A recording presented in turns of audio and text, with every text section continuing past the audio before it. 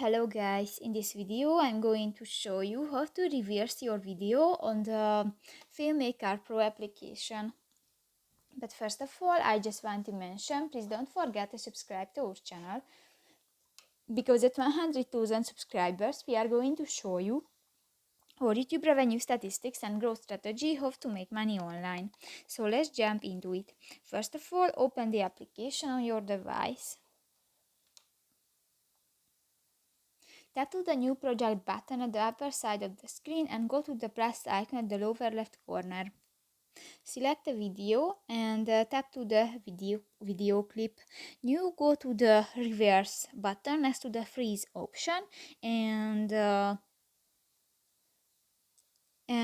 your video is reversing automatically. So that's pretty much it for this video, guys. See you in the next one. Bye bye.